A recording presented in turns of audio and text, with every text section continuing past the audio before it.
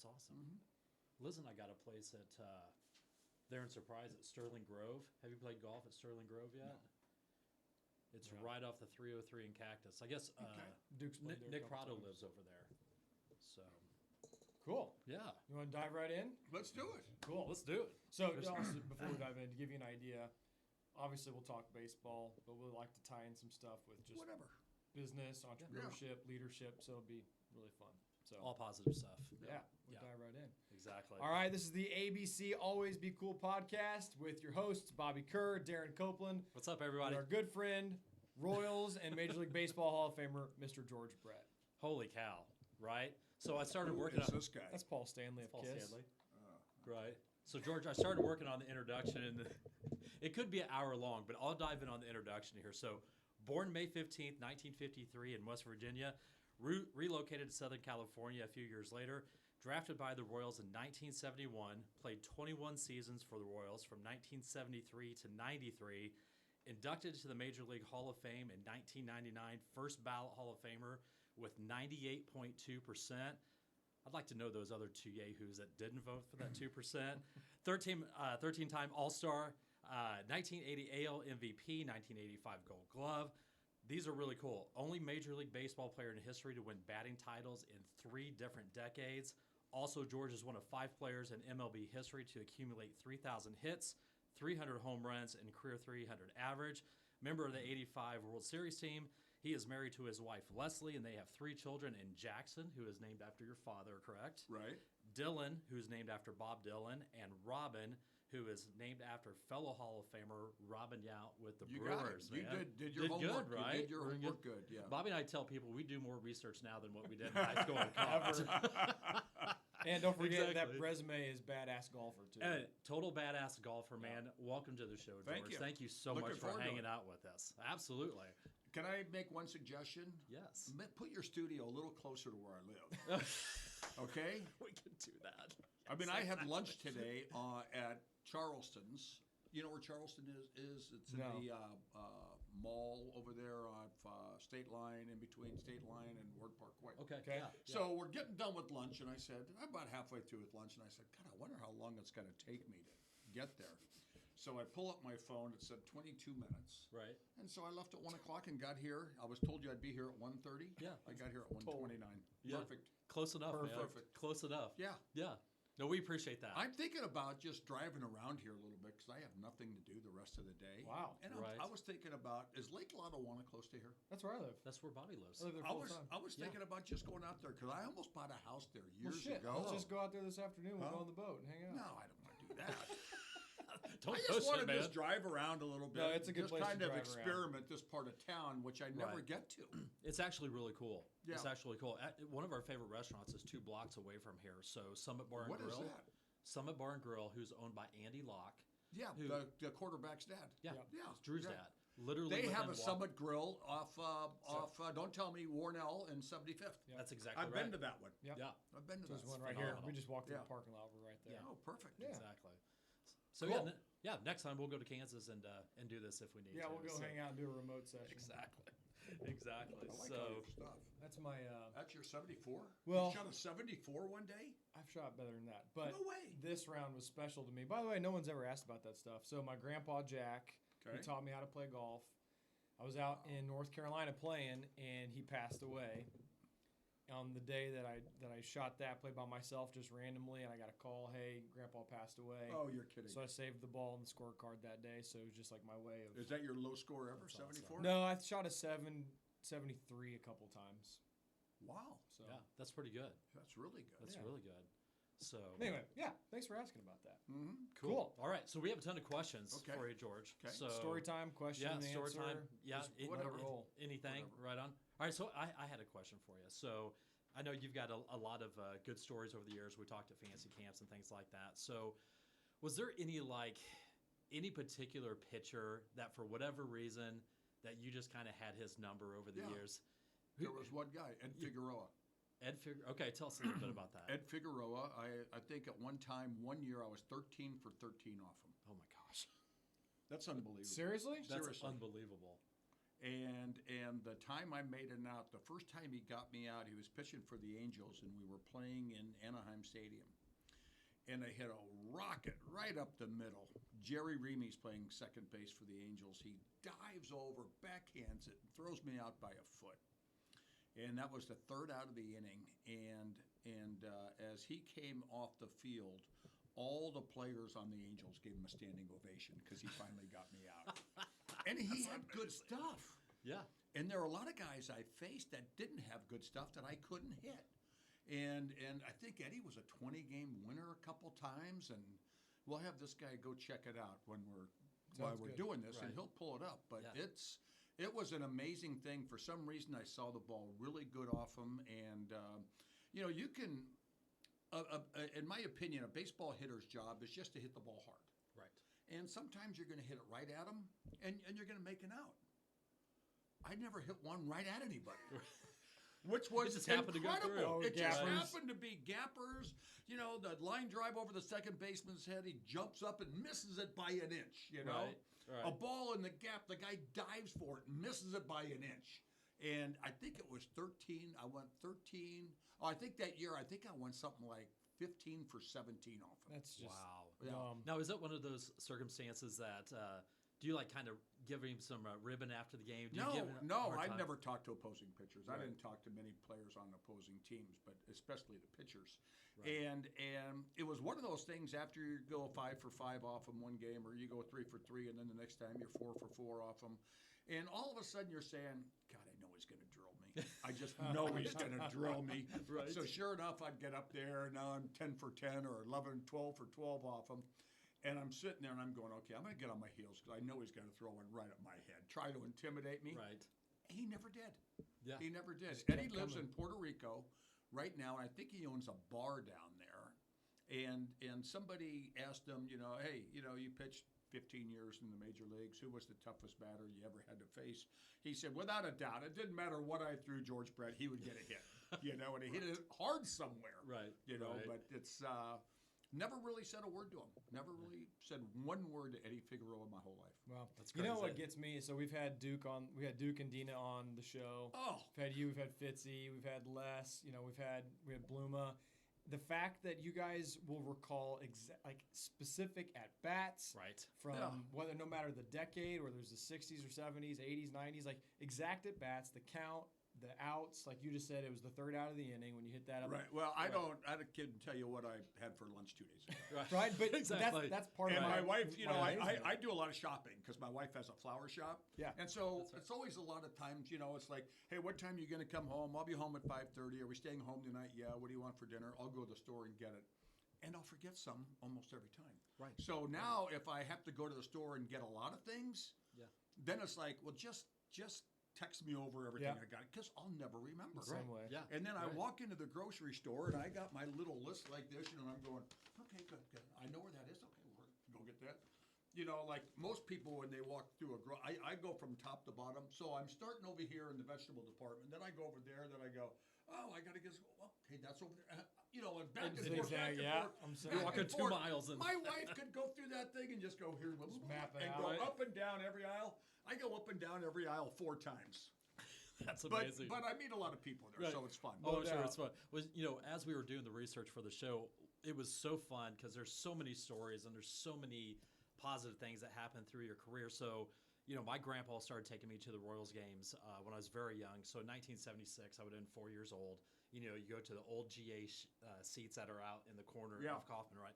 So one thing that I did want to touch base on. So there's a really cool story about the batting the title championship in 1976. Right. How basically there was 4 guys Right. coming down Going to down literally the last day, and There you was- guys were there was- actually playing them. Well, we were playing the Twins. Yeah. It was Hal Yeah. McRae and myself, Lyman Bostock, and Rod Carew. Yeah. And Rod Carew had won 7 batting championships Just in a row. freakish. Yeah, Stud. and he wasn't a power hitter, but he was an artist. He was a Rembrandt with a bat. Right. He had a pretty stroke. He was a great bunter. So if I didn't play back, he would bunt. If I played way in, he would hit it by you. Right. He could really manipulate the head of the bat. Lyman Bostock was an up-and-coming guy, maybe his 3rd or 4th year in the big leagues. Yeah, I'd say, well, 70, yeah. I would say he was kind of like me. Maybe he came up a year after I did. Okay.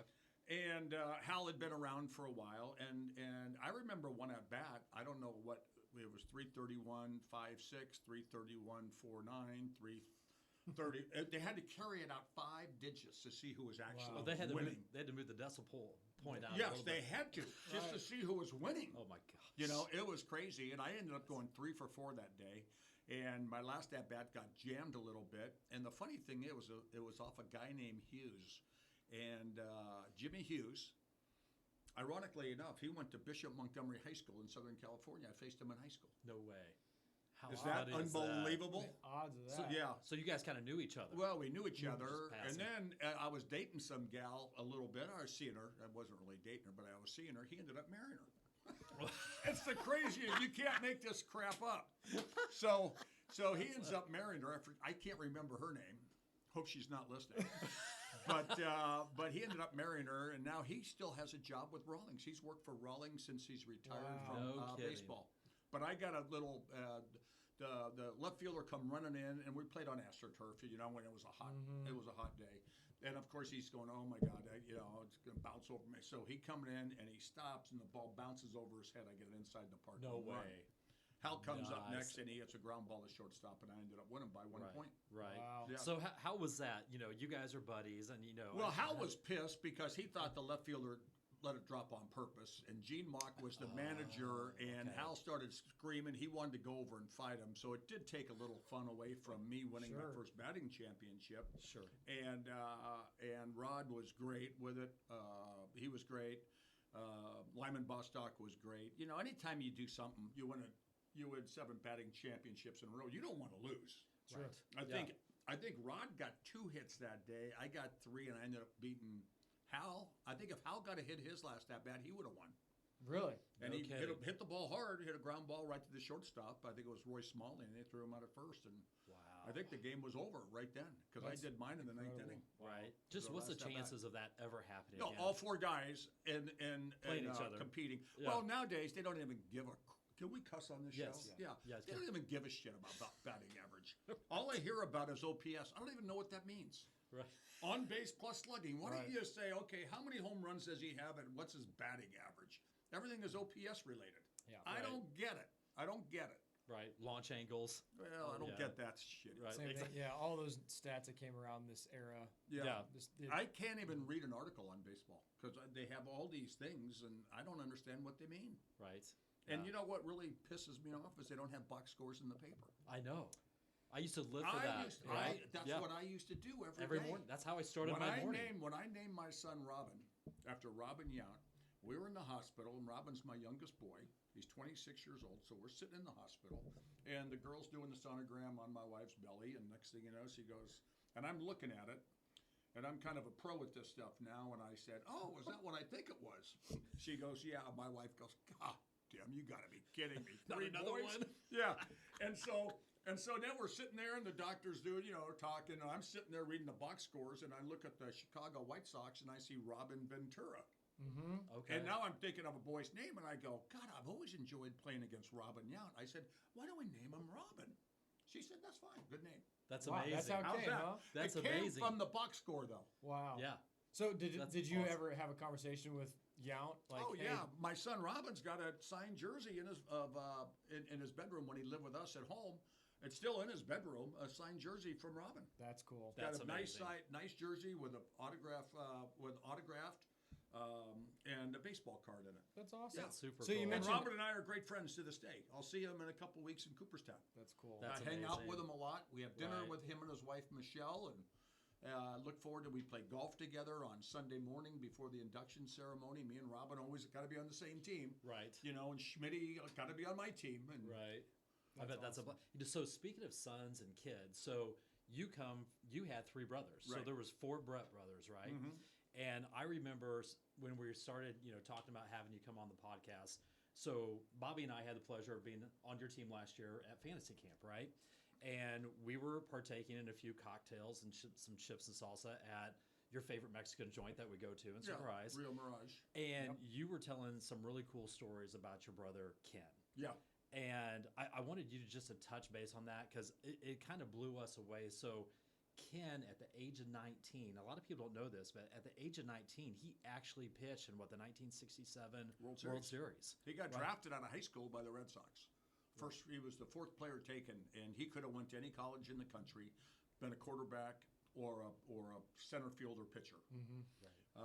So a guy named Steve Chilcott goes number 1. Reggie Jackson goes number 2. I forget who goes number 3. And then my brother Ken was drafted. So he goes to Oneonta in the New York Penn League in 66. 67, he's pitching somewhere, and they call him up, September call-up to the big leagues. He's 19 years old. Wow. Somebody got hurt on the team, so they made him eligible to be in the World Series. To this day, he's the youngest pitcher ever to pitch in a World Series game. That's amazing. But he was a tremendous athlete. A lot of people say he's one of the greatest athletes ever to come out of Southern California. Right. He was a good basketball player. He was everything in football, quarterback, and he was California State Player of the Year 2 years in a row. That's amazing. Check this out. I have That's this amazing. at home. Yeah. I love Yeah. that one. Isn't that crazy? He was so popular, he got traded 11 times because everybody wanted him. right. Yeah. Yeah. Or he overstayed his welcome. 10 times.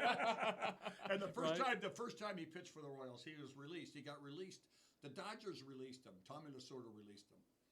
And they brought up some guy from Mexico named Fernando Valenzuela. Yeah, I've heard Some of guy. that. So some guy. Yeah. And so Yeah. they said, "Hey, Ken, I'm sorry, we don't have room. We're going to bring up Fernando." So he's just putzing around, and he ends up going back to Boston because he lived in Boston forever. Okay. And I was playing in Kansas City in 1980. And so he just says, my brother's having a pretty good year. I think I'm going to stop and visit him for the weekend. And he knew Jamie Quirk really well, and he knew some of the guys on the team just from playing against us. And Billy Connors, our pitching coach, saw him. He was in the locker room with us one day before a game, and he says, "Hey, what are you doing nowadays?" And he says, "Nothing, just trying to figure out what I'm going to do the rest of my life." and he says, "God, can you throw? We don't have one left-hander that we trust on the Major League team." Wow. And the he just bullpen. happened to be visiting you. Just happened to be visiting. Wow. So he says, "Yeah, probably. I don't know. I haven't picked up a ball in a while." So he says, "Hey, you want to go throw a side in the bullpen?" He goes out the right field bullpen, Royal Stadium, shorts and T-shirt, and put on a pair of my spikes probably, and went out there and threw. They signed him. He flies home, gets a bunch of stuff. He goes to Omaha. He pitches in Omaha for a month, and then he's on our team the rest of the season in 80 and all of 81. No way. Yeah. That's I didn't know amazing. that. Is that unbelievable? Yeah. That's Isn't- awesome. Isn't that the great? So I actually have one of the 1980 baseball cards with Ken on Do it. you really? Oh yeah. That's cool. Mhm. Yeah, So- it's crazy. So how was that? Like Oh, hanging it out was a blast. It was a blast. That's playing. special. Oh, It my really gosh. was. It really was. I played against him, when he was pitching for the Angels or the Twins or the White Sox. He played for the Phillies, Brewers. That was before I got to the big leagues. He was with the Brewers. But he played for, I think, 10 or 11 teams. And playing against him was a lot of fun, but having him on my team was That's really, special. it was a special time for the two of us. That's super special. And it was 1980, the year I almost hit 400, so we had a lot of fun together. Oh. Heck yeah, that's cool. He had a front row seat. That's Absolutely. super cool.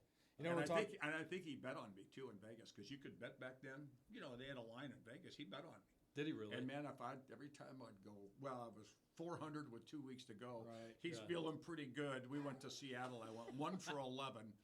I didn't strike out once. Hit the ball hard 7 times. My only hit was a home run. Okay. And what I was talking about earlier, your job's to hit the ball hard. Sometimes they're going to catch it. right. They're 25 games out of first place, and the center fielder, Johnny Moses, is diving, catching balls. Mario Mendoza, the shortstop, diving up the middle, throwing me out by. I'm going, you got to be kidding me. Give me a break. If you guys were that good, you wouldn't be 25 games out of first place. No shit. amazing. And they're I just ended up playing out going there. 1 for 11. And I get the average went down to like 390 or something, and then it got down to as low as 383. You went on a hot streak. And then at I the got end of- hot yeah. the last 5 games, hit 500 to get it to 390. We're talking about being special and having some special things. How about the fact that you and Duke both have been with this organization for 50 plus years? Yeah, that's amazing. That is Mind-boggling. amazing. Absolutely Unheard of. mind-boggling. But I've done it consecutively. Duke went to Boston. Right. He went to the Angels. I'm in my 51st year with the That's organization. incredible. One guy's done it longer. We lost Art Stewart. Art Right. was here since Yep. '69. Denny Matthews been with him since Right. 1969. Sure. And then it's me. That's amazing. So it's crazy. Every 2 weeks I got a paycheck. It's the damnedest thing I've ever seen. Duke was saying the same. That's Well, Yeah. Duke told the story how the Wathen family is. They've got everybody, 4 or 5 everybody. people that have been on the payroll. Right. Everybody. I think his wife was, because she used to make these breakfast Right. burritos. That's what he Yeah, said. and God, they that's were right. so. This is before they had a full-time chef in the kitchen Right. down Right. there in the locker room. But his wife would make these breakfast burritos, so the Royals would give her a check. Dusty played for the Royals. Derek did some stuff for the Royals. Dina works for the Royals. She's my boss there. That's what she Oh, said. that's the Dina's craziest my thing boss. ever. She said, Yeah. she goes, I'm George's boss. I gotta, She can in be fact, I intimidating. got a caller today. I have a buddy of mine that owns HOFer Grills. It's doesn't own it. He works for him, and so he's outside Wichita, and went there over Thanksgiving, and we had a big barbecue. Me and him and his kids, and out at his farm, and we cooked all this stuff on the HOFer grill. Have you ever seen one? No. The best grill ever. Really? And so he called me and said, in fact, I got a HOFer at my house, but my son Jackson stole it, so it's at his house right now. He said, hey, I got to get you the new one. I got to get you the new grill. I said, okay, fine. He says, yeah, we're thinking about bringing, my kid's Little League team up there. Well, great, bring them up. I'll get you tickets. Get a thing today. God, I think he said they need 45 tickets. Oh my gosh. I don't know if I can call Dina and say, Dina, I need 45 tickets. So I think what I'm going to do is just go buy him 45 tickets. Right. And Call say, it good. okay, here, Yeah, we Dina, can call her. tell this guy how to pick up the tickets. Because I don't know. Back, every time I went to a sporting event, you had a paper ticket. Now you don't have paper tickets anymore. No. You got to download the app and you got to do all this.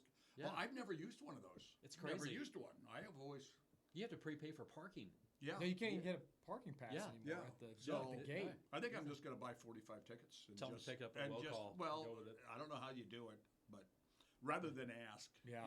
because that's a big ask for me. Right, right. That Well, I is- know there's a lot of influential people, in your career along the path, but you mentioned this to us, when you do some of the hitting down at fantasy camp and help us guys who want to play baseball. But tell the listeners a little bit about how big an impact Charlie Lau had in your career, because he was the Royals hitting coach, right?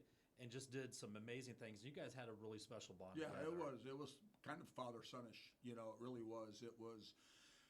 And my first year out of high school, I was playing in Billings, Montana. I hit 291, which was good. I mean, everybody was happy with that. That was fine. And the next year, I go to San Jose. I hit 282. I don't know what I hit there. Maybe 270, 280. But I'm the youngest guy in both leagues I'm playing in. Right. And then I go to AAA. I skip AA and go to AAA. I hit 282. I don't even know what I'm doing. I'm just going up there, seeing the ball and hit it. Yep. I didn't know anything about fundamentals. No one ever, my high school coach didn't teach you how to hit. If you were a good enough hitter, you played. If you weren't a good enough hitter, guess what? You didn't play. Right. And so all of a sudden I get called up to the big leagues, and my first at bat hit a line drive right back to the pitcher. He caught it. Next at bat, broken bat single to left, and then we left Chicago. We went to Minnesota. I went 1 for 4, 1 for 4 my first 2 games, no errors. Then I didn't play again for 2 weeks. Then I got sent back down to the minors, and I'm going, God, what did I do wrong? And Paul Shaw, who was the third baseman, then sprained his ankle. So 2 weeks and he'll be back. So they sent me back down. Then I was a September call-up. And I ended up, playing on Monday, and then you wouldn't play till next Tuesday. And Charlie Lau just sat and watched me. Never said a word, just watched me. And I hit 125 or 175 that year.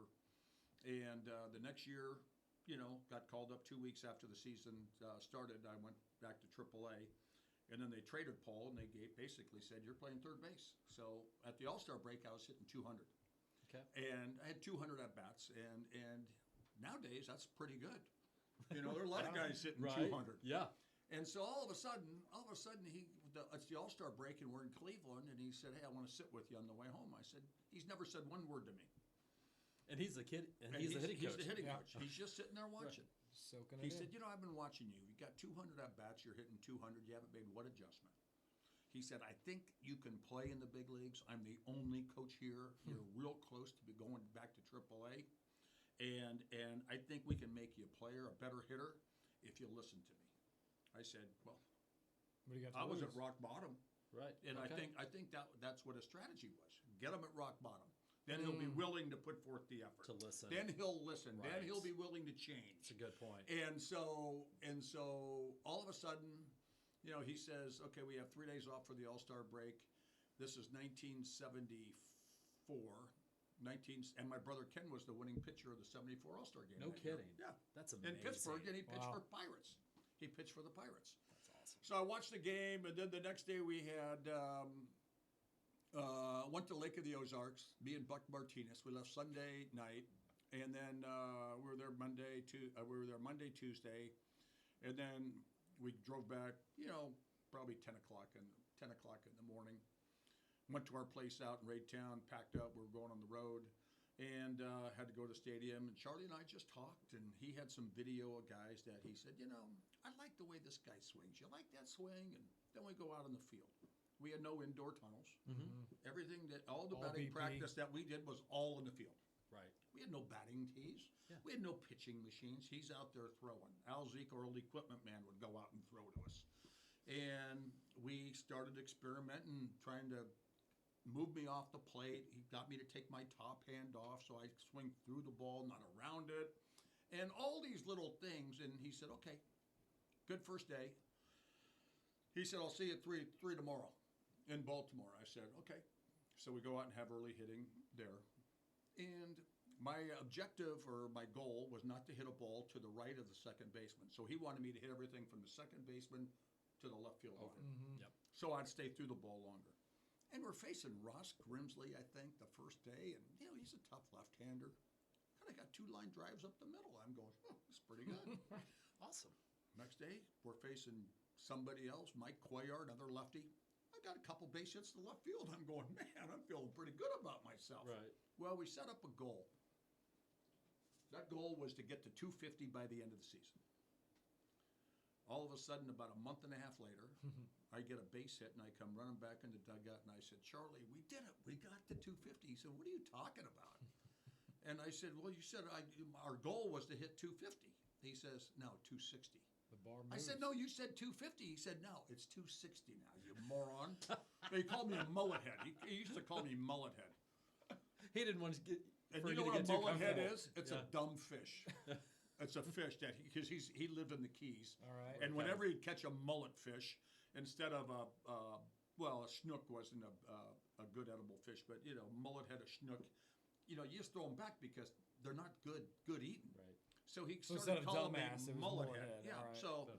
So all of a sudden I get to 292 with 4 games to go in the season. I come to the ballpark Sunday afternoon in Kansas City.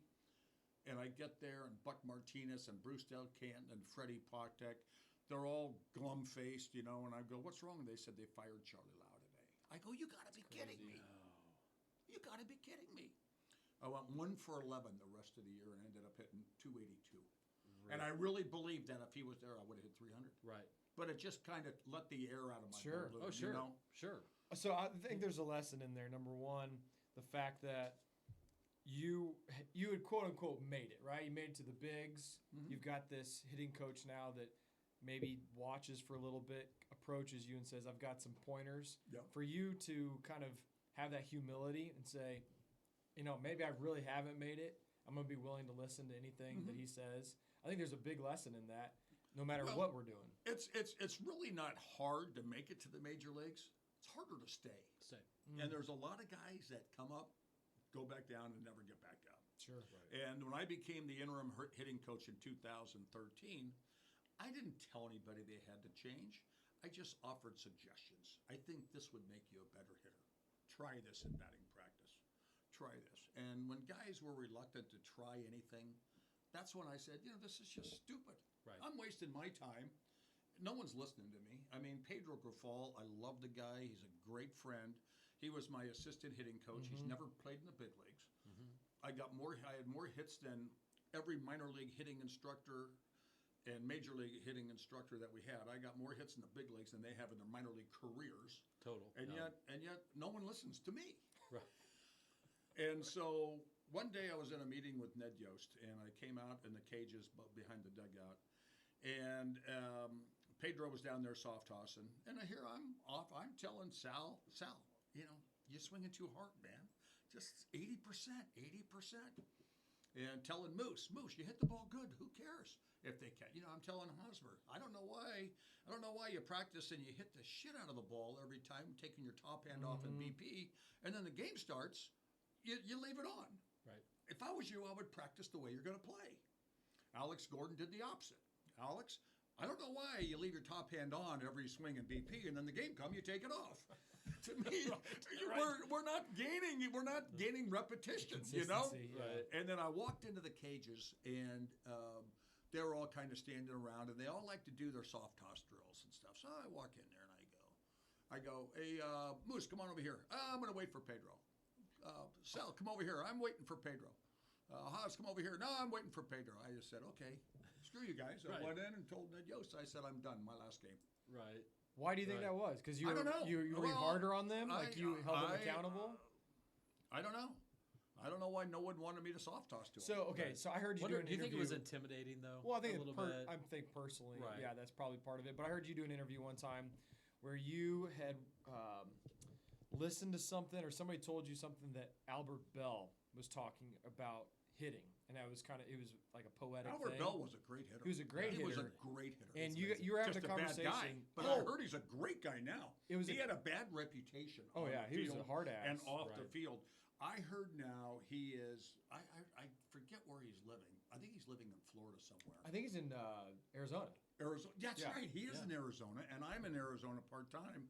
I'm going to look him up. I'd You love to should. talk hitting with him. Yeah. I'd love to. So talk I think hitting you were with doing an him. interview with Brett Boone actually, and the conversation came up Yeah. how you were talking about something similar, if I remember correctly, and it's almost like if Darren talks to Drew, who you met out there, Drew's his son, if Darren tells Drew something and Drew says, screw it, that's just my dad, he doesn't know anything. Right. But if I go in and I tell the same thing, Right. Drew's going to listen to Sure. me. Yeah. Right. So I'm wondering if that's maybe part of it, like having a different, perspective, a different voice Yeah. coming from someone. Yeah. Sometimes it just resonates, but I don't Yeah. know if George Brett's telling me how to hit, I'm listening. Well, Right. Exactly. I know when I'm in the box. I'm not telling him anything that Charlie didn't tell me. Right. I'm Right. not telling him that anything different that Charlie didn't tell Hal McRae, and I'm sure as hell not telling him anything different than 1980 when Charlie went over to the New York Yankees and Reggie hit Reggie. 300 that year, Right. the 30 first home time runs. ever Right. with 30 home runs. If Right. it worked for me, if it worked for Hal, if it worked for Joe Rudy, if it worked for Freddie Potek, Freddie might have been a 230 hitter. Yeah. Charlie made him a 260 hitter. Right. I might have been a 270 hitter, but he made me a 300 hitter. Right.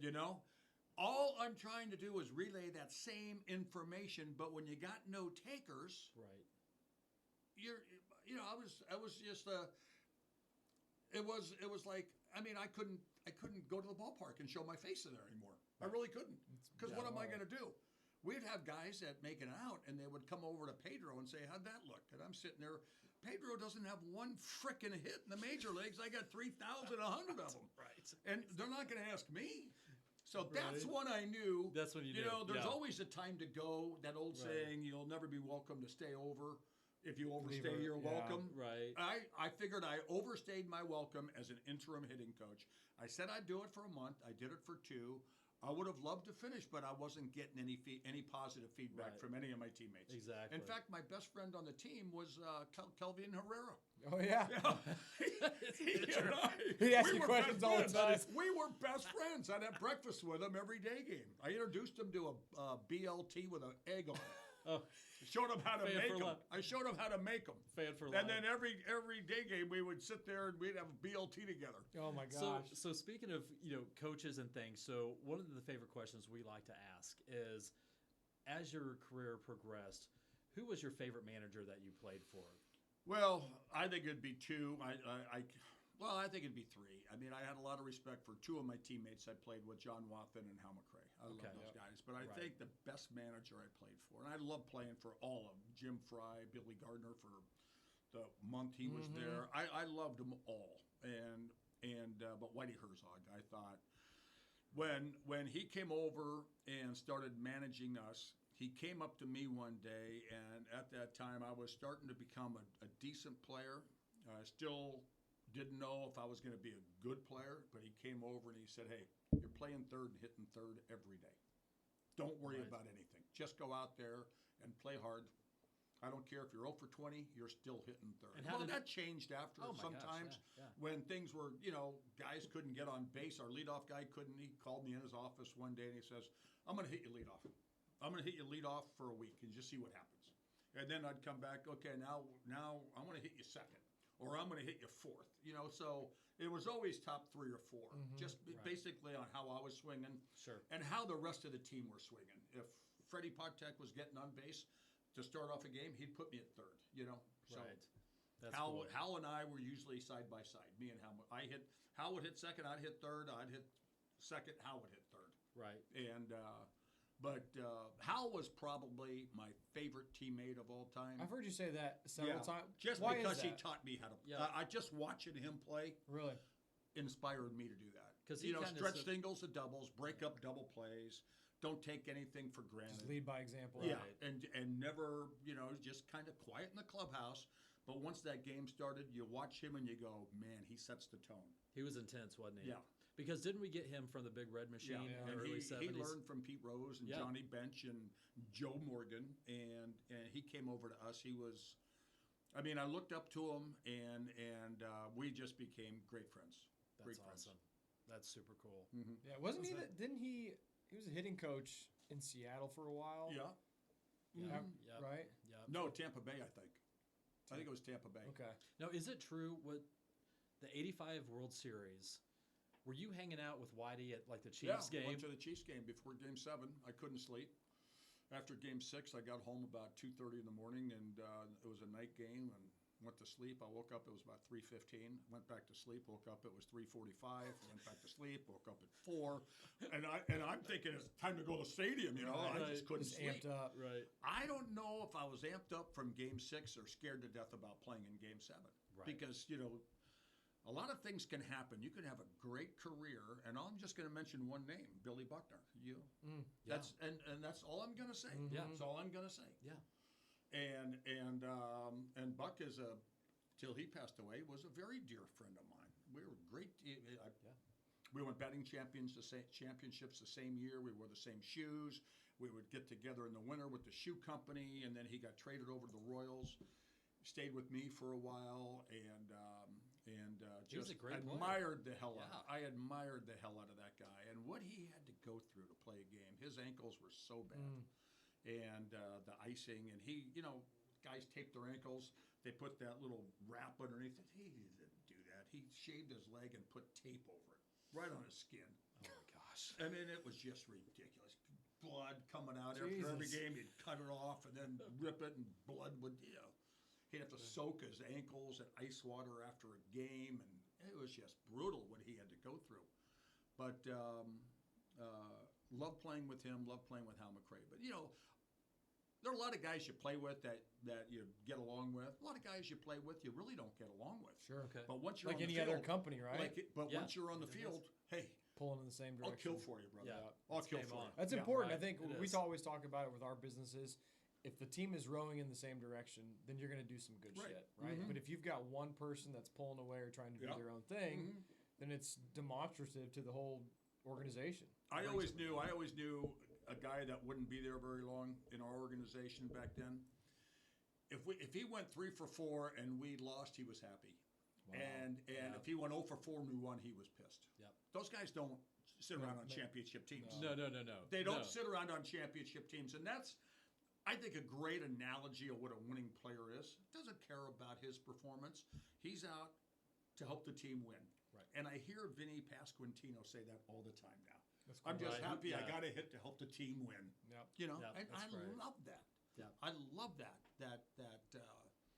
thought process. It's hard to have a bunch of selfish people, whether it's on a team or in a business, Sure. that's all about themselves, right? Mhm. Because I guarantee there's certain circumstances that no matter how awesome someone is, if they're all about themselves, they're eventually going to find themselves off that team or out of the Sure, yeah. clubhouse somewhere, Mhm. right? They'll work themselves out. Yeah, Coach them up or coach them out. exactly. For sure. Yep. So speaking of which, about possibly leaving a clubhouse, George, is there any stories that you can tell us? Was there any point in your career that they had talked or came to you about possibly trading you at all? Yeah, there was one. I was young. real young, and there was a story. It was during the winter meetings, and I forget where they were. And back then, the newspapers were pretty much up to date. And there was a little newspaper in Southern California where I grew up called the Daily Breeze. And they used to have little articles, hey, here's what, in the winter meetings, they said the Royals are very close to making a trade with the Cincinnati Reds, Tony Perez for George Brett. That was I was Star 20 years studded. old. I was 20 years old, 21 years old. Wow. And I'm reading that, and I'm going, God, getting traded for the Royals, that would be brutal, But go to the Reds would be pretty awesome, Yeah. And thank God it never happened. I'm really happy it didn't happen.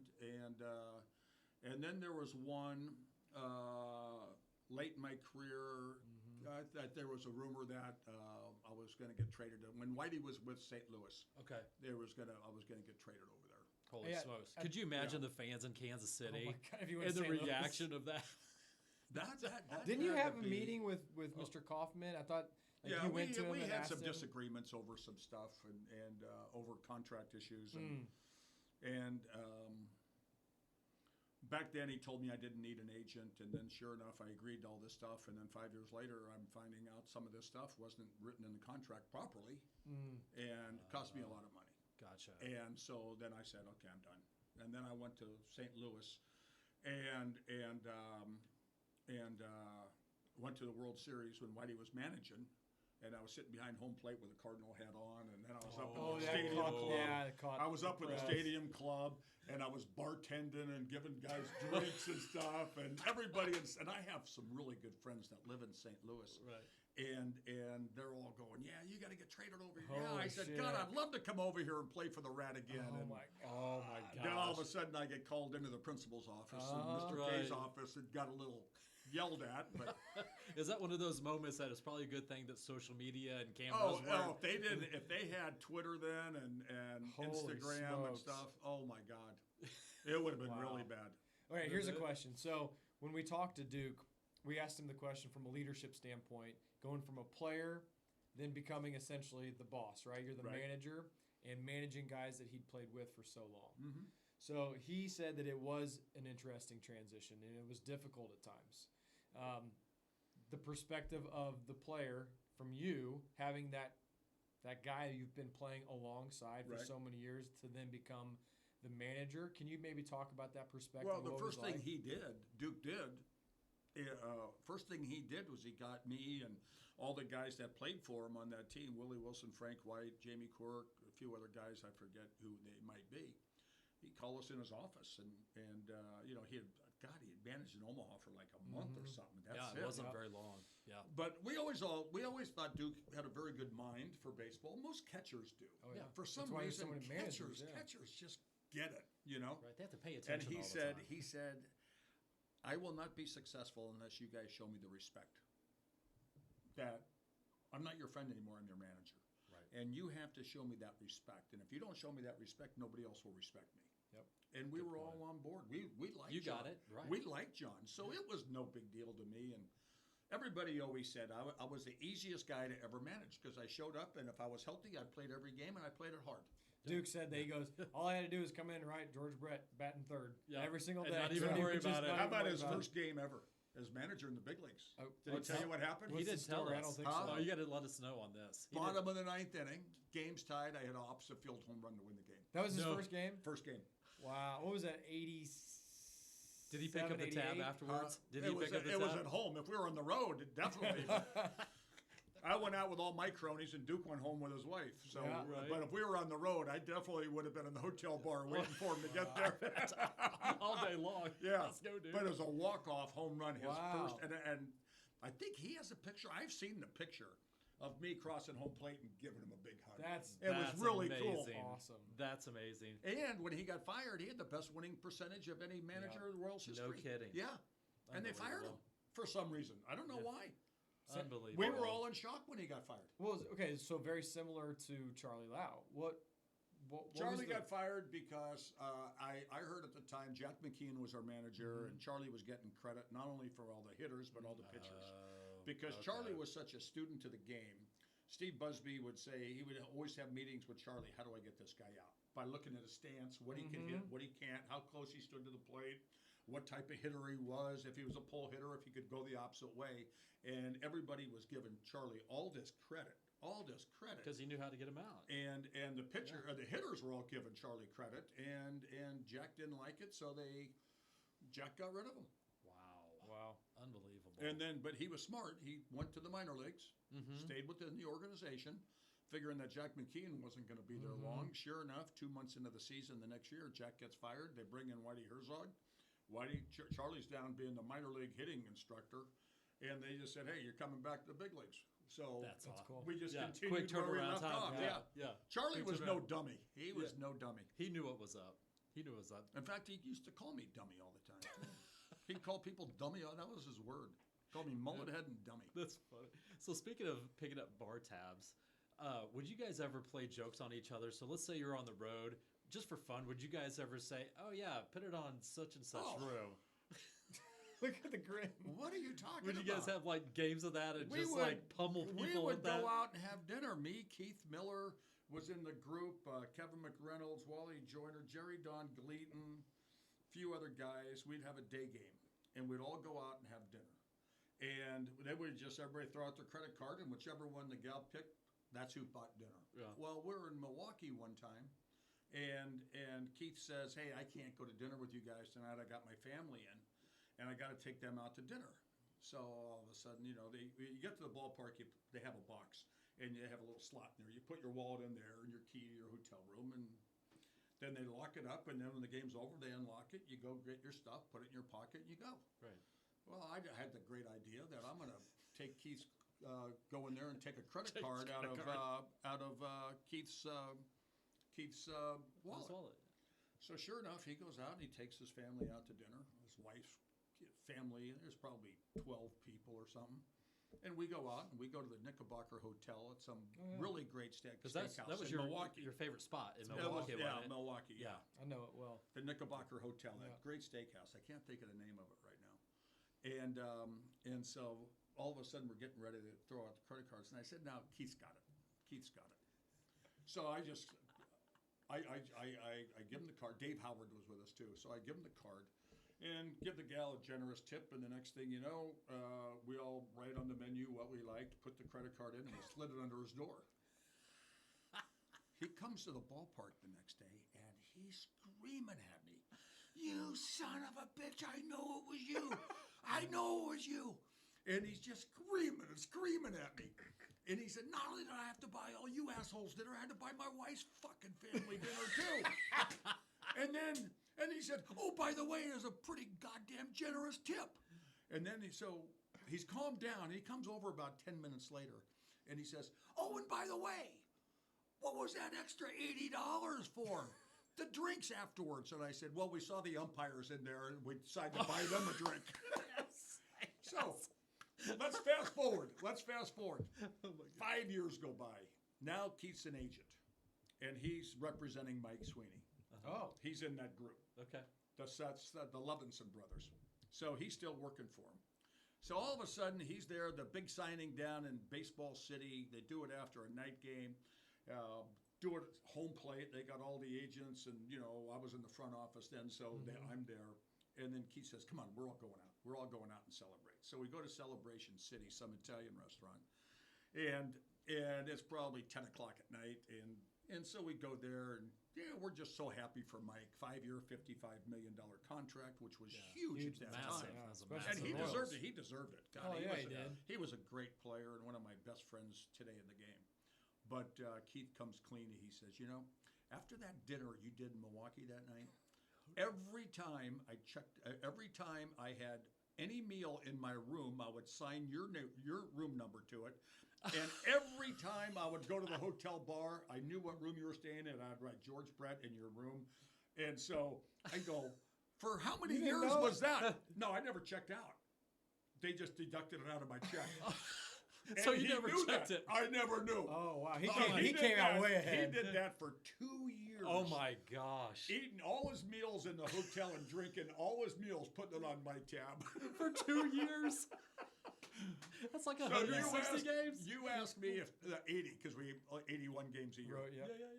Yeah. But you asked me if But we 2 ever years. did anything like that. Yeah, I That's got the awesome. short end of that one.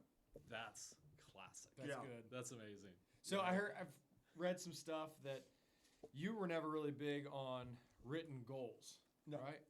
So I had more expectations. more expectations. So, but you didn't necessarily write them down or vocalize them. Was it just internal? Like you Yeah. just said, this is where I want to make sure This I is hit. where I should be. Yeah. This is where I should be at the end of the season. So I've read some stuff that somebody who's the exact opposite, who was a phenomenal hitter in his own right, was Edgar Martinez. Mhm. He always wrote goals down, and he said, I'm going to try to hit 350 so that he could hit 300 and be like, that's still pretty damn good. Right. Yeah. Mhm. So I didn't know if that was anything that you ever changed I expected on. to hit 300 every year. Yeah. I expected to drive in 100 runs, score 100 runs, and have more walks than strikeouts.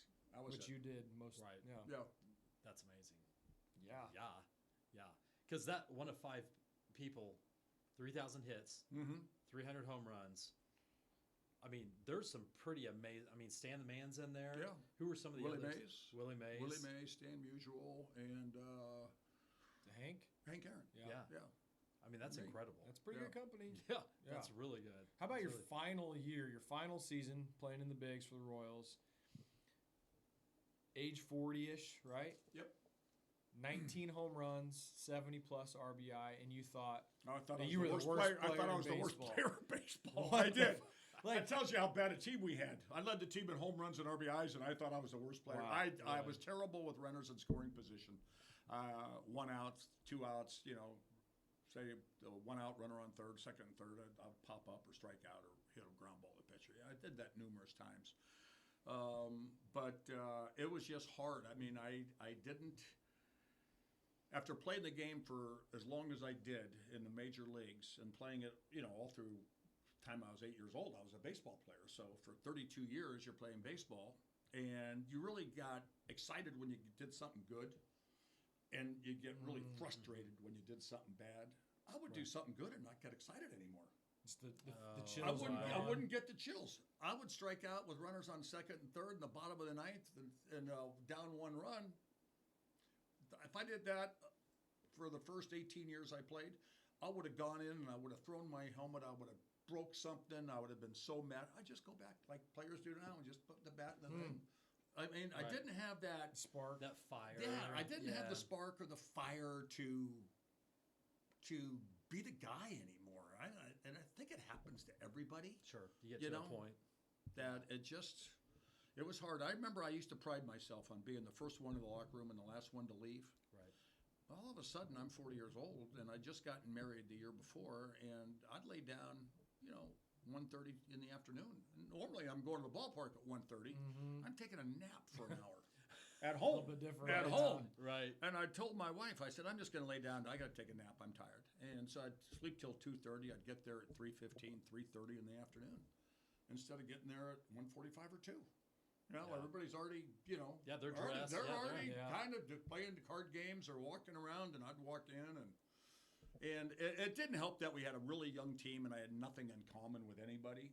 I mean, I'd go out after games. I'd go out with Lee May, Hal McRae, Jamie Quirk was a coach for us. I'd go out with the coaching Coaches. staff. Right. And Yeah. everybody else Yeah. would go back to the room, and nobody really liked the guys that I played with that last year. Very few of them would ever go out and have a beer. They all went back to their room, and they would play Nintendo golf. They would bring their sets and hook them up to the TV, and they would go up there and drink Diet Coke or Diet Pepsi and eat pizza and play golf all night. That ain't Georgia Wow. style. And No, that that's not- wasn't my that's not style. you, I'm no. going, well, I gotta celebrate something or try to drown my sorrows with a couple beers, Right. So Exactly. it was like, Hal, what are you doing tonight? I'm just going to the hotel bar. You mind if I join you? No, come on. Yeah. No big deal. So That's Wow. cool. Yeah, another manager that, I mean, Yeah. was playing. We had a bunch of homegrown. Oh, Yes. Al. I like No that. other- I yeah. like that. Yeah. That's I why did I was too. so excited when they brought up Jersley Yep. to be the Right. third base coach. I was so Mhm. excited for him. 30 years in the minor leagues, coaching and managing in the minor leagues for the organization, and then they brought him up to the big leagues. And sure enough, his first year there, we go to 7th game of the World Series, and the next game win the World Series. And Right. here's a guy that minor league managers don't make a lot of money, and he lives up in Wisconsin. And the day the season was over in Omaha, he would drive home, and he worked at a furniture store the next day. No kidding. And he'd work there until he left to go to spring training. and he was always in debt. You know, Christmas, he had like 4 kids, Right. and you know, he's always paying off credit cards, and we got that first World Series check in 2014 with the loser's share, but it was still a hunky Yeah. chunk, Yeah. a big chunk of money. He paid off all his credit card debt, and I was talking to him the first day of spring training, and I go, "How was your winter?" He said, "George, I can actually breathe with a sigh of Wow. relief right now." And I go, Wow. "Why?" And he said, "I don't have any credit card debt anymore." But he was always trying to catch up, you know? Wow. Right. Yeah. So you're happy for guys like that. Absolutely. And you know what's interesting about that? Every other person that we've had on the show that have been through the ranks, they all talk about what an amazing coach he was. Yeah, he An was good. amazing guy He was going good. through the ranks. Yeah. Yeah. Yeah. And then Matheny comes over, and, you know, it's like he gets to bring his own people. Mhm. And you know, his jersery to our organization was John Mabry. So he brought John Mabry in. There's nothing wrong with that. No, right. And then Jersh got a job with the Royals, and I don't know what. He's managing, and he's bench coaching in Double A, I think, right now, Is he? or A League or Double A. Nice. Yeah. That's very cool. But you'll never be able to take the game of baseball away from him. Right. He'll always He be just loves involved it. somewhere. Right. So how close were you and your brothers? I think, what was it, 1998? How close were you guys to becoming, you know, part owners or owners of the Royals? Yeah, Was that I ever- don't think we got close. I mean, Yeah. we thought we had a good chance. They said you had to be local. Okay. We're local. right? Is that because the Well, that was Mr. Ewing Kaufman said Kaufman. I'm not selling to anybody from out of outside? town. Yeah. So then, you know, it was just we heard all these things, and there were some other guys involved. And my partner was a guy named Ted Waite, who started Gateway Computers, and he and I became friends. And at that time, he was 39 years old. We're $7 billion. Wow. And so we did all the paperwork, sent it to Major League Baseball, and on Ted's, I'll never forget, they asked him what his net worth was, and he said more than enough. How's that? And Ted was kind of a rebel. He had a ponytail. He's here in Lee Yeah. Summit. He had that big house off of Oh, did he really? Owens Chapel with the blue roof, I think. Ted Waite? No. Wasn't that- someone No, I thought that that was wasn't different. Ted different. Waite. He Oh, was okay. in South Dakota. He lived in Sioux City, South Okay. Dakota. Yeah. I was up there a few times with him up there. But he, you know, we thought we had a good deal. And the Hunts, Lamar Hunt he had a team. And I remember having dinner with Lamar. And I think it was Clark or maybe one of his other sons. And we had dinner at Plaza 3 down in the plaza. And they said, "Hey, why don't you join our team? I think if you're on our team, we'll get it for sure." Okay. And then there was a guy, Kent McCarthy, who's real involved. Kent's part owner of the team now. He had a group together, and he wanted me to join their team. There was a guy out of Topeka, Wittig or something, owned an energy company. He invited me because he figured everybody thought I was the wild card, Right. you know. Yeah. I was the worst thing that whoever I was with wasn't going to get, which I found out. Yeah. And Ted and I had a pretty sweetheart deal. I was going to give him $1 million, and I was going to get 45% ownership Holy smokes. because I was the guy 'Cause the that was name, bringing the deal right. together. Right. And right. then he was going to say, "George, look, I know nothing about baseballs. I know how to make computers. So you just hire somebody to do all that stuff." I said, "Okay, let's do it." Right. And as the process went on, I mean, teams were dropping out, and finally he just said, "I've had enough of this. I don't trust the process. We're Wow. out." I said, "Okay." Gotcha. So Gotcha. you did not end up teaming up with the Hunts? No. That was not No. got it. They bailed before we did. They thought the Wow. process was a little screwy, so we just bailed too. Gotcha. And that left a guy named Miles Prentice, Yep. who Miles, was yeah. going around knocking on everybody's door, and he wasn't from here. And he owns 2 minor league baseball teams, but from what I understand, he owns 20% of each one. Okay.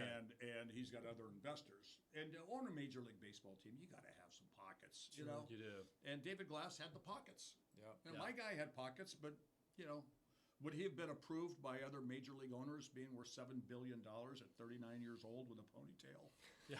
Who knows? And Who knows? a Yeah. beer in one hand and a vodka in the other, Right. 18 hours a day. Right. I don't think he would have been approved, but Maybe not. Maybe not. it was Maybe not. a screwy process. But you know, we thought we had a chance at first because Right. one, I spent my whole career in the organization, and two, I was local. Miles Prentice wasn't local. Mar Hunt wasn't local. Yep. Kent McCarthy wasn't local, but he was going to move back. This Wittig guy from Topeka, he's Topeka, I guess that's local. I was the only local guy. Is that all it would Right. take? Is just somebody in one of those ownership teams with the proposal needed to be local? Just like you say, Well, you were local, but they weren't. But if you had a team of 10, that's what we have now. I mean, Right. John Sherman's put together a great group of investors. And what I think is really good, I mean, obviously the price went skyrocketed, Right. $1.1 billion. Right. Right.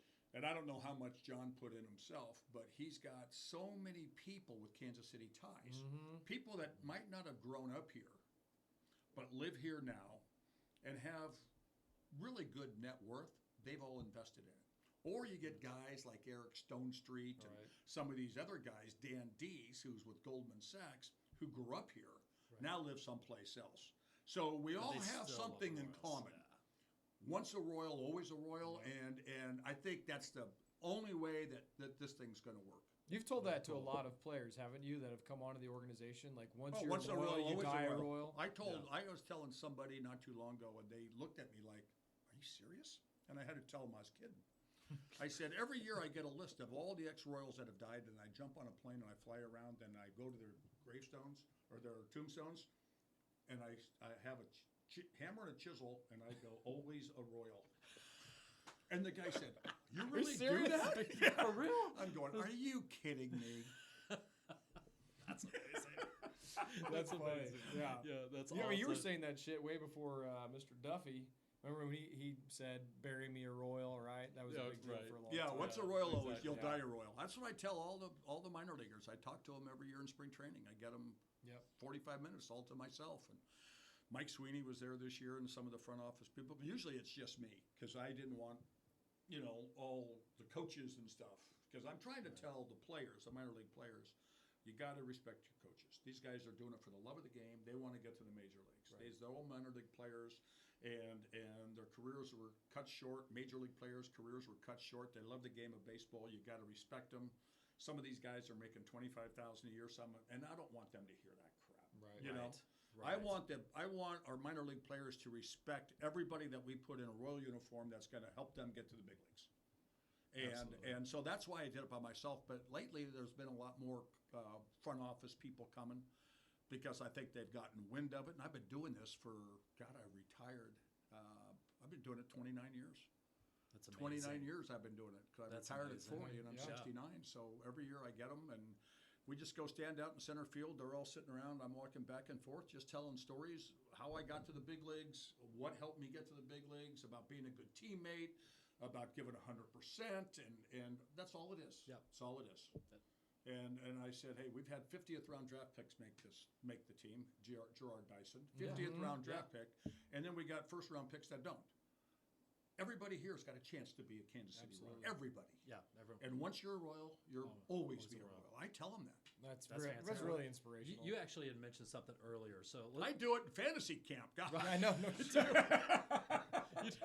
I get in the box and you're on third base. Copeland, smile. Yeah. Smile. God, for the relax. love of Exactly. God. God. Come on.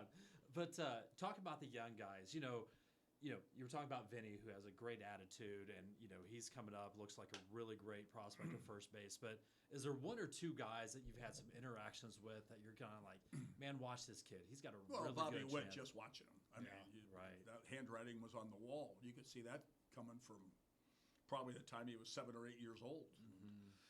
Just an amazing, amazing talent. Yeah. And he's going to figure it out, and he's going to be one of the best players in the game. There's And no he's- doubt in my mind. that's And I still awesome, say man. this, and I've been saying this for years. Adalberto Mondesi Mm-hmm. could be one of the best players in baseball. Right. There's no doubt in my mind. Stay There's nothing healthy. he can't do Right. except stay healthy. And he got off to a terrible start this year, and then a freak accident where he blew out his ACL. But I think Mondesi has more talent than anybody I've ever seen, and Bobby Witt. Those are Wow. the two most I've ever seen in this organization. That Since well, I that says a retired. lot That of says why. a lot. Yeah, I think a lot of just random Joe Blow who reads the paper, watches the highlights. When you hear about Alberto Mondesi, Yeah, I right? mean, the to guy's hear got the talent. He's got it. that It's testimonial. overflowing. I was telling people, he's going to be the best player in baseball. Better than That's Trout. incredible. Better than Right. Trout. No kidding. There was no doubt in my mind. Yeah. No doubt in my mind. Because he's got the talent. Well, there isn't anything he can't do. Yeah.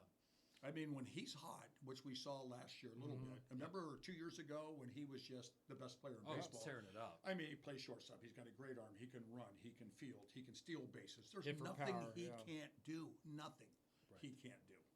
Well, Yeah. that says a lot of why, you know. Yeah. But why now he's we just around. got to get him to be healthy, get healthy, and you know, there's a lot of guys with talent, but maybe there are a lot of guys without the pride and the heart Sure, and the sure. brains to reach their potential. I don't know what's in his heart, and I don't know what's in his head. But as far as flat out ability, I'm putting him up there with Bobby Witt and well, I just saw Trout. Bo Jackson. Bo Jackson was just ridiculous. Freak. Right. Yeah. Just Freak. phenomenal. Yes. Just phenomenal. An amazing player. So For a guy that never hit extra, never did anything. Right. Just go out and play. Just He got unbelievable better and natural better talent. and better every year. He got better and better and better. And then you watch him play football and you go, God, he's the best running back in the NFL too. It was crazy. Would that just blow you guys away after the season stopped? I mean, were you Oh. guys have some cocktails, watch on Monday Night you'd go Football? watch him play, wouldn't you? In I'd go Oakland? watch him all the time. in LA? I was Yeah. living in Palm Springs in Right. the winter. Okay. I'd drive in. The Oakland Raiders bought my old junior high school in El Segundo, and that's where when they moved down to LA. So they bought it, and that's where they had their practice facility. Me and my brothers had a restaurant down there, and the players and the Oakland Raiders or the LA Raiders, they would hang out there all the time. Nice. And so I would come in every Friday for a Raider game. They played at the LA Coliseum. And I'd go to practice on Saturday, the little walkthrough, and then Bo and I'd go out and have lunch. And I took him to a little hamburger place called Erkley's in Manhattan Beach. And oh my God, when he walked in, everybody was kind of, I'd go in there all the time. My brothers knew all the bartenders. We grew up right there. Yeah. And, you know, I'd walk in there, everybody say, hey, George, how you doing? Hey, good, good. Yeah. And I took Bo in there one time, and everybody's going, there's Bo Jackson. And I'm going, last time I'm bringing him here. But Yeah, man, did he right. love that burger. I was at the game when his hip came out of socket. No shit. I was the at the Seattle game. It game. was against Cincinnati. Yep. Okay. And I'm sitting there, and he goes down on the other side of the field. Mm. And I knew the trainers pretty well. I'd stand on the sidelines every game with Super Dave Osborne. I remember Super Dave. Super Dave, Yeah. he would be on the sidelines, and every play he would look at me and go, George, this is the biggest play of the game. You know, and that soft voice that he had. And he played, well, he was on Curb Your Enthusiasm. Yeah. Okay. Marty Funkhauser. Yeah. And he did all these stunts that would always go wrong, you know. And then James Garner, Maverick. Oh my Rutgers, gosh. Rutgers. Yeah. Oh my gosh. So those were the three of us that we got sideline passes for all the games. That's an interesting So crew. yeah, so all of a sudden, Bo, you know, gets up and he kind of hobbling over and holding his hip, and I'm going, oh my God. So I asked the trainer, I forget the trainer's name, and I said, so what happened to Bo? He said, well, he says his hip came out of socket and went back in. He said, that's impossible. Guess what?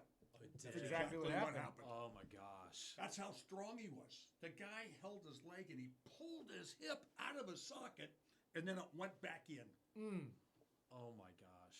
Unbelievable. Mm-hmm. Well, Unbelievable. being around him at fantasy camp last year, and when he teamed up with you and Jamie and Duke for a couple days. Yeah. That was the first time I'd ever met him, and to be Right. around him, like The he's nicest still, guy in the world. He's super Yeah. sweet, Yeah. and he's larger than life Yes. still. Yeah. He is. And the He is. personality is still he's still Bo. He's Yeah. still, and he's more of an introvert, right? I mean, he's Yeah, not he the guy. doesn't. He doesn't go out of his way to Right. entertain people. No.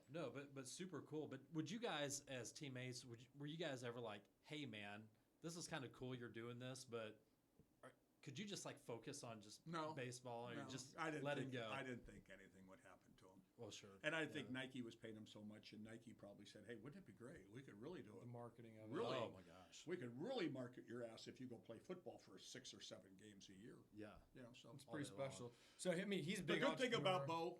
Bo, he surrounded himself with good people.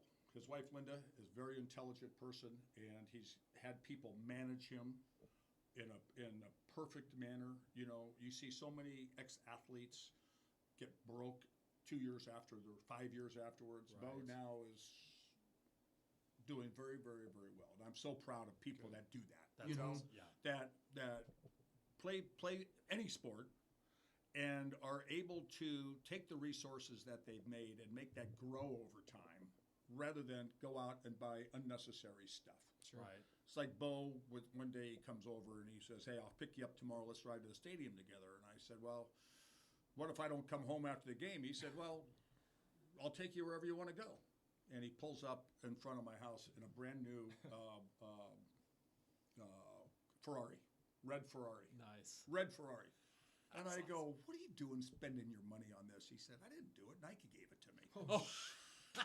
So Right, he let me okay. drive it. He let me Right. drive Wow. it to the ballpark that Right. day. That's cool. Oh, That God, was pretty sweet. I'm hauling ass, Right. going there, going down Right. 435. We were living in Leawood at the time. And God, it was so much fun. But I'm not the type of guy that go out and spend flash. $220,000 No. on a freaking car. Smart on him, Yeah, though. but he wouldn't have done it either. No. Well, we had a guy that played with us on that team. Danny Tartable was on the team that year. Yeah. A week later, Danny went out and bought one for $220,000. Right. See, to keep Yeah. up with Bo. There it is. Yeah, there it The is. path to nowhere. Could you Yeah. imagine being a KCMO cop and pulling over George Brett and Bo Jackson in a red Ferrari? I'd be like, what's up, guys? So you've been involved in a lot of businesses too. You're talking about investing your money wisely. I mean, how many businesses do you think over the course of your adult life that you've been a part of? We own the baseball teams. We own 3 minor league baseball Right. teams. Still, now. right? Yeah, Yep. Rancho Cucamonga, Tri-Cities, and Spokane. We own a hockey team in Spokane in the Western Hockey League. We had the bad company for a long time. Been in the restaurant business. I'm 0 for 2 in that. It's always good for the first 5 years. After that, it's kind It's of a tough tough. business. It's You a got tough more gig. food going out the back than you do the front. We True always that. talk about And then back in the day, we had the restaurant in Manhattan Beach. There was more drugs being sold out of the back than there was wow. food out of the front. So you're talking about that and the one you had in the plaza? Well, the one in the plaza just didn't work. Oh. Right. And then it's been a family business of ours, the real estate, apartment units. Oh, nice. Been involved with that for 40 years. Wow. Very Yeah. cool. 40 Very years. cool. Mostly in Southern California. We don't have anything here, but mostly in Southern California where my brothers all lived, and got some up in the state of Washington, and because that's where one of my brothers now does. He lives there now, and that's the business that he got into. He became a real estate guy, and then they started buying duplexes, and then fourplexes, and then eightplexes, and then 20plexes, and then 60. And Wow. so that's what the family has basically done. That's awesome. That's And Leslie's super got cool. the But along flower with- shop. And my wife has the flower shop, and Is there any plug that we can give Leslie in the flower yeah, shop? little flower shop, best flowers in town, man. I tell you, Right. Any guy Right. that gets in trouble or needs to do something? anybody Right. gets in trouble. Right. In fact, there's a lot of times I go down there and I see who's gotten in trouble. You know, Yeah. Taylor's ordered some flowers. Yeah, yeah. Honey, I'm exactly. sorry about last week. Right. Oh, bad. look what Doug's sending Susie. That's I said some fantastic. the other day. A good friend of mine's wife or girlfriend had surgery, and she was coming home from the hospital. I was playing golf with him, and I said, "When's Katie coming out of the hospital?" He said today. And so I hung up the phone. I said, "I'll see you at noon." So sure enough, 10 o'clock in the morning, I called up the flower shop, and I said, "Hey, can we send some flowers over to Katie? Right. And I'll go down there today and pay for them." That's cool. Yeah, So that's super cool, man. tell the audience where the shop The is. little and flower how- shop on State Line, right across the street from Pembroke. Oh, Or not, very cool. Pembroke Yeah, High School. yeah, that's right, Right yeah. across the Pembroke. street, right next to T's Coffee House. And then there's a chocolate shop on the corner that sells great gelato. Great gelato. And then there's a home furnishing office right Yeah, there. it's a great little Yeah, spot. it's a neat little store, block, beautiful area. And yeah, it's been great. My wife really enjoys it. And she cool. did that because my son graduated high school, and my youngest son, and she was always involved somehow, volunteering her time or doing stuff for Shawnee Mission East, Right. always involved at Westwood View when my 3 kids were there, at Indian Hills Middle School, and all of a sudden she's going, okay, now what am I going to do? Yeah. She doesn't play golf, she doesn't play tennis. And a good friend of hers, Chuck Matney, who had his flower shop for a long time, he went through some issues, got all his issues cleared up, and now he's ready to get back in business. And they came to me one day and said, we want to open a flower shop. I said, go for it. Perfect. So That's awesome. Yeah. Obviously, That's fantastic. we're always big on people starting their own businesses and talking Mhm. about because obviously we're Exactly. very, very passionate about yeah, entrepreneurism, Sure. and Right, spreading that exactly. for sure. And there's probably a pretty good chance we'll need flowers in the near future. the little flower shop. I wish I knew the phone number. If I want to call there, I just go call the flower Yeah, shop. We'll plug it in later. Yeah. For sure. You got anything Yeah. else that you want to plug? This guy right here. Okay. Next Let's Gen talk about Cattle it. Company. Let's talk about it. This is a guy I met, and this is the most amazing thing. I've always, when I was younger and playing, you remember the TV show Dallas? You don't Yeah. remember. No, 'cause I- you're too young. No, I remember Okay, Dallas, You're too young. Yeah. Okay. So I had a secretary when I was playing because I was living alone all the time, and she paid all my bills and took care of my daily life, you know, so I could concentrate on playing baseball. And so Joni would tape everything for me. Okay, look, we're gone. I'm gonna miss Dallas Sunday night. Can you tape it for me? You know, sure. I'd come home and I'd watch it. And Joni worked for me till the day I got married. And it was the day I got married, she brought the checkbook over to my wife, and she says to her, Joni says to Leslie, "Okay, now is your problem." Swear to God. I believe it. True story. So, you know, I remember we had a day off in Dallas one time, and the bus driver that took us from the hotel to the ballpark, and he would do tours to South Fork all the time, and I was talking to him, and the guy was really a nice guy, and I said, "Hey, God, I want to go out there." He says, "Well, I'm not working tomorrow. I'll come pick you up. We'll go out there and we'll." No way. So we went to South Fork, took the tour and stuff. It was great. We went out and had lunch. And then I went back to the hotel, and who knows what I did. But I've always kind of liked that lifestyle, a rancher. Mm-hmm. And I meet this guy. He's right at the start of the Flint Hills when you're going on I-70.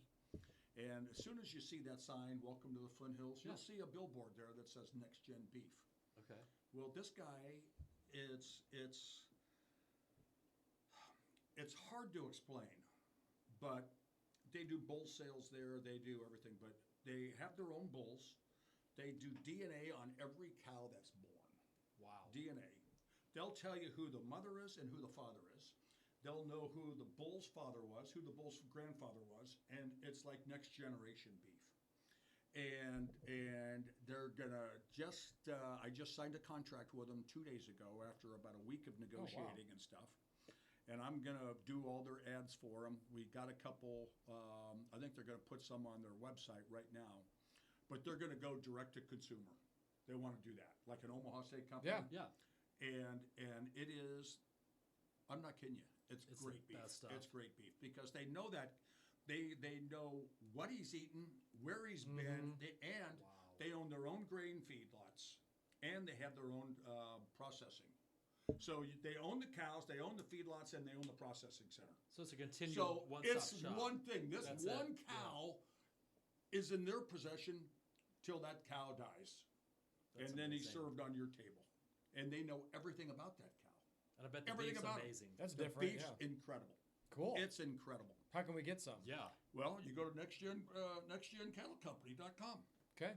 We'll check that It's out. gonna be so good. I mean, I just signed it the other day. The other day I went there about 4 days ago. They were moving 220 bulls 5 miles from one pasture to another.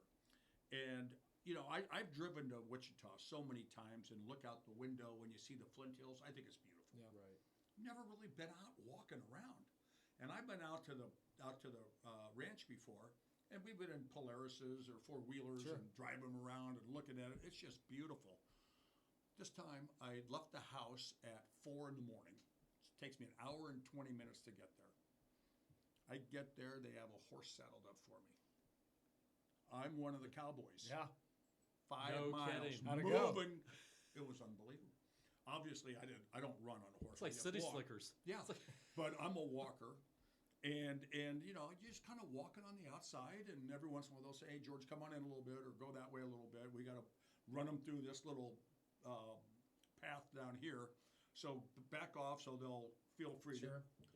And they had the dogs running behind, nipping them in the, in the Yeah. feet, Right, trying right. to get them in. One goes over there. I'm not going to start. Come on, let's go. And these guys are roping. They got their ropes out just in case, Yeah. and they're practicing and stuff. They're real cowboys.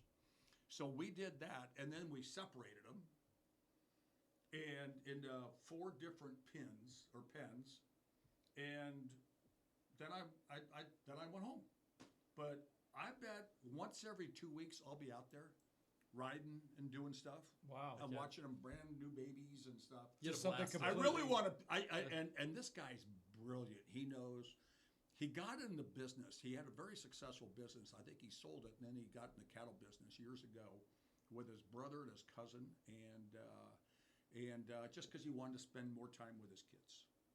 And before he was traveling a lot, and he does not miss a kid's game. He's real involved with them, and he's just the nicest guy in the world. Next Gen Beef or Next Gen Cattle Company. Right. I'm glad We're checking it out. Yeah. Pimp that for you a little bit. That's Exactly. awesome. Very cool. Maybe you and I can go out there roping sometime. Yeah, that would be City Slickers. That would be The funny. makings Boy, ever built. we were just standing there one time in this field, and all of a sudden, this swarm of bugs were just all around you. You couldn't escape them. And man, I got home, and I'm kind of going like this. And the next day I woke up, I had welts on my neck, on my chest, where they got in, you know. Yeah. So next time I do that, I'm going to wear one of those scarves around my neck. Right. And I got there. I was wearing a Next Gen baseball cap that he gave me, and he also brought. I wore that driving out there in the morning, thinking that's what I was going to wear. And next thing you know, he brought me a cowboy hat. He says, "No, you got to wear a cowboy hat when you're rounding up cattle." Right. For sure. Yeah. That's awesome. That's awesome. Great thing is this hat was too small for him, so it fits me perfect. So I got a new hat out of the deal too. Nice. No, we'll definitely check that out. Yeah. Absolutely. Exactly. Well, Man, before go we ahead. wrap up, any other story that, and we've talked a lot about stuff that you have told probably 1,000 times. Any story that you like to tell that you don't get asked about a lot, Maybe something under the radar. that's still that you can share, that you're able Well, to share? Right. You know, people always ask, "Why didn't you write a book?" I say, because if you write a book, you're going to piss somebody off, and I work too hard at friendships to piss anybody off. And if you write a book, you got to be honest. You know, you got to be honest. One thing that I did recently, which I think is really a neat story, and an ex-teammate of mine, Willie Mays Akins. Yeah. There's a movie about his life. Yeah. He wrote a book. There's a movie about his life, and they did a premiere of the movie in Washington, D.C., and then the next day they went to Cooperstown. And I was in Arizona at the time, and so I said, Willie wanted me to go with him. Because I'm not a big part of the movie, but there's a guy playing me. Sure. Because I was the guy that got Willie the job with the Royals, or introduced him to Dayton and said, I think we should hire this guy. And, you know, Willie and I were always teammates, great teammates, and I loved playing with him. I didn't do anything off the field with him. Because obviously we all know he went his way and I went my way. Right. Give me a couple beers, I'm the happiest guy in the world. Give Willie a line of Coke, he's the happiest guy. And I don't. Well, yeah. I didn't want to hang out with guys Right. like that. You didn't want to do that. Right. So, but we were great friends and great teammates. And I went back for this movie premiere. And they had the guy that wrote the book. They had the guy that directed the movie, the producer of the movie. And it was during Hall of Fame weekend out there, which Hall of Fame weekend in Cooperstown is they get an ex-player from every team. And they go there and they play a game. And they get some Hall of Famers to be their coaches, kind of like a fantasy camp. Sure. Okay. But All you're right. playing with, like, Willie represented the Royals. Okay. And, God, who else? The one guy. There's an ex-guy from each team. So at the premiere of the movie in the Cooperstown Theater, which is inside the Hall of Fame, they had Alan Trammell was one of the coaches, Ozzie Smith one of the coaches, Lee Smith was one of the coaches, Ferguson Jenkins was one of the coaches, and probably a couple more guys were the coaches. And so we're all in the theater and getting ready to watch the movie, and we watch the movie, and I'm sitting next to Willie. And every once in a while, they'll show me in the movie and me and Willie talking, and I go, that's not exactly how it happened. Do you remember how? He said, George, it's a movie. But I'll tell you what, it's a tearjerker. I bet. Is I've it watched, really? I watched, Freaking tearjerker. watched the No trailer. kidding. It looks good. It is, and it's coming to theaters here soon. Yeah. They're gonna play it here for like a It's week. a or limited something. release, right? Yeah. You know, Very we need to get limited all the fantasy release. guys together for that. For sure. And Yeah. and I tell you what, it was a tearjerker. And then afterwards, we had dinner with all the people involved with the movie. The girl that plays Willie's daughter is the most beautiful, the best actress I've ever seen in my life. And she's from L.A. Her and her dad were there. And I was sitting right across from them at the dinner. We had a long table in this big dining room. There's probably 40 people there. And the wine was flowing. The beers were, you know. You were having a horrible Oh, time. God, it was Terrible. great. It's It was awful. great. Well, to go to Cooperstown, it takes you a day to get there and a day to get home. So you might as well enjoy yourself when you're there. Yeah. But it was an amazing thing. And I'm talking to Ellen Trammell, and I'm talking to Lee Smith, and I'm talking to Ozzie Smith afterwards when we get back to the hotel. And we're just kind of BS. And I said, it's a pretty good movie. And Ellen Trammell says, shit, George, I had tears in my eyes. Wow. That's Ozzie pretty Smith, cool. I had tears in my eyes. I had tears in my eyes. I was watching it like this. Yeah. And you're trying not to wipe your tears. This guy's a friend of mine. Right. But what he went through after he got out of prison, and the struggles, the time that he walks into a liquor store and he's in downtown Kansas City, and he walks in and he's kind of looking at all this stuff, and I can't do it. Right. And he walks out, and it's just a really good story, and how his daughter would never call him dad, and then finally at the end she calls him dad. Wow. Oh, wow. It's pretty cool. That's Cool. pretty cool. Well, Let's check that out, man. That's going to be a special story to be able to share with everybody. And thank you for bringing that to life. Yeah, for you should the have Willie on listeners. their podcast. That would be awesome. Yeah. Would you mind connecting us with, Yeah, with yeah, him to no do problem. that? That'd be great. We'll call him when we're done. Yeah, that'd be awesome. We'd love to have him. Yeah. Man, thank you so much, Yeah, George. George, no thank you so problem. much for coming out. Guys, thank you so much for Seriously. tuning in. Yeah. Wait a second, we're not done yet. Wait a second. Let's keep Right. it going. What do you got? I'm going to call Willie right now. Okay, let's get it. Love it. Put on speaker. Hey, Siri, call Willie Akins. This is awesome. Right. This is how you do it. Willie Akins mobile. Oh, you got British Siri. Yeah, no, New Zealand. New Zealand. New Zealand. I was over there. I kind of fell in love with the You got it on country. speaker. And then just There you hold go. it up. You got it now. Hey, Mick, you there? Yeah. Hey, I just did a podcast. Okay. I did a podcast. They want you to do a podcast. When? When you guys want to do Well, it? the next week or two. Whenever you want, Do you Willie. know? Do you remember Bon Jovi? Oh no, were you at Fantasy Camp this year? No. No, he Oh, wasn't. you weren't there. These He two was there. guys, Copeland and Bon Jovi. John Bon Jovi, is that what it is? Let's go Bob Jovi. Let's go. Bob Jovi. Bob Jovi. They were on my team last year in Fantasy Camp. They have one. We just did it. And they go, oh, anything else you want to talk about? And I said, yeah, I want to talk about going to Cooperstown with Willie Mays Akins. And then I said, you guys should have Willie on the show. And they said, oh, my God, could you put us in touch with him? How about that, Mick? We want to talk about your movie. They want to talk about your movie Your story. and all your home runs you hit in the 80 World Series. That sounds great. How about that, Mick? Would you do that? Yeah. Okay, I'm going to give them your number. They'll call you. These guys are fantasy camp lifers. Well, I haven't been to the fantasy camp since 12,